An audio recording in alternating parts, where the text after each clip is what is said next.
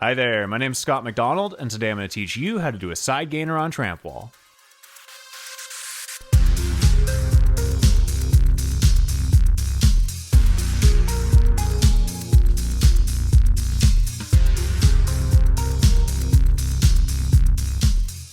Before learning these, you should be very comfortable with side drops and with over-rotating a backflip to your back on trampoline.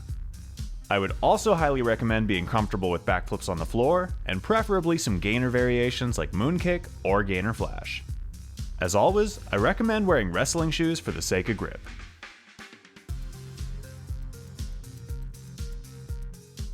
So, what is a side gainer and how does it work?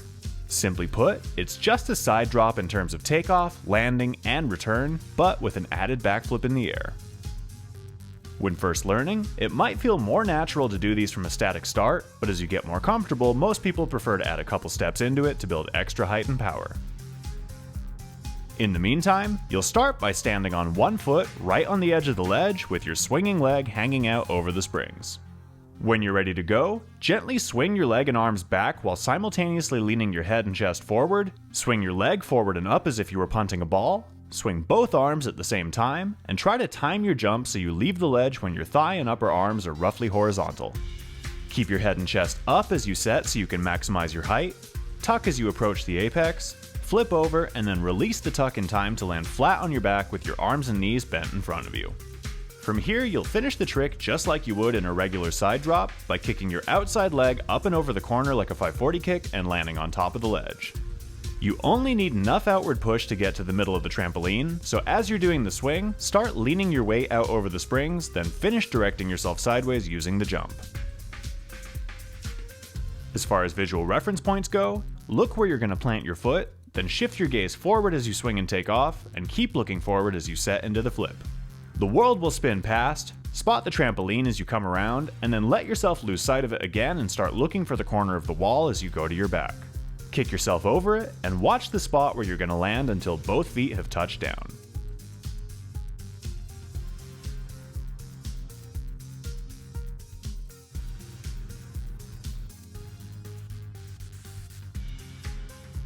Now that you understand how side gainers work, let's break them down into a few simple drills. You'll start by dragging a tall, stable block to the side of a foam pit. From here, you can get the feeling of side gainers without having to worry about the landing or the return. You can go to your feet at first, then to your back, then put a mat in and practice the landing with a little bit of resistance. This would also be a good time to get used to spotting the corner of the block as you go to your back. While we're at the pit, see how far you can rotate a side gainer from a level takeoff. If you can flip to your feet or even your back without the benefit of extra height, you'll know you can easily make it from the top of the wall. Next, we're going to get used to the feeling and visuals of returning to the wall. I recommend unfolding a panel mat over the corner for this. All you're going to do is bounce on your feet at a low height, keep your eyes forward and set into a backflip to your back, then spot the face of the wall and kick back to it using your outside foot. Aim to make contact when your chest is facing the trampoline, then do another 180 to complete a full turn on the face and start wall running. Once you've got the hang of this, you can start doing them higher until you're at the height you would use when flipping off the ledge. This will give you much more power, so start consciously directing your returns up and over the corner to land on top. Next, it's time to mat the trampoline and try a side gainer to your back. Don't worry about the return at first, just get used to doing a good takeoff and maximizing your height. When you feel comfortable with the trick, start kicking back towards the wall. When you feel confident, remove the mat and start trying to return to the top. Once your return is consistent, remove the panel mat and enjoy your brand new side gainer.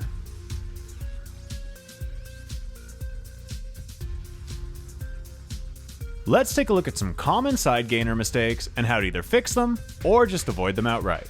Most of these mistakes are caused by rushing, which is in turn caused by fear. Make sure you're not hesitating as you take off, negative jumping,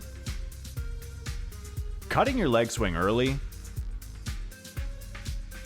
arching and looking back for the trampoline, throwing your arms too late, too early, like a T-Rex, or not at all. Any of those will make you under-rotate the flip to various extents and greatly increase your risk of injury. If you do find yourself without enough rotation, try to land on your hands and knees or do a half twist to land on your back. On the other end of the spectrum, if you panic and hold the tuck too long, you run the risk of over-rotating to your neck. A lot of people are afraid that they won't jump far enough out and will either hit the corner of the wall on the way down or land in the springs. Just remember that this trick uses the exact same takeoff and placement as a regular side drop. If you don't hit the corner or the springs when you do a side drop, there's no reason that should change when you add a flip. If you're having issues with this, keep drilling side gainers into the pit or onto a mat until you're very confident in your spacing. If you land too far out, too close, with your legs locked, feet dropped, or simply don't consciously direct yourself back to the ledge, you run the risk of having a sketchy return to the wall. Even if there's no way you're going to make it back to the top, try to at least anchor yourself against the face and safely return into a wall run. Make sure you're actively controlling the return by anticipating the rebound and aiming your outside leg up and over the corner. Also make sure you're landing with your head flat against the trampoline, as holding it up can negatively affect your return and strain your neck. Even though you should look where you're going to aim as you come off your back, you only want to look with your eyes, not your entire head. Lastly, these aren't necessarily mistakes, but you don't need to swing super high with a perfectly straight leg or get your arms all the way overhead. You totally can take off like this if you want, but it isn't necessary. The swing acts as the main driving force of this trick, and your limbs should be at least somewhat extended, but they don't need to be perfectly locked out or go through their full range of motion. As long as you shrug your shoulders and get your thigh and upper arms to be roughly horizontal by the time you leave the wall, everything should be fine. What's more important than how extended your limbs are is not robbing yourself of momentum by stopping the swing early. Anyway, I think it's time to wrap things up now. I hope this video gave you everything you need to learn side gainers, but if you have any questions, just let me know in the comments below. As always, please like, share, and subscribe to keep up to date with new videos. Message me on Instagram at Scott A. McDonald if you're interested in coaching or workshops. And until next time, good luck, happy training, bye.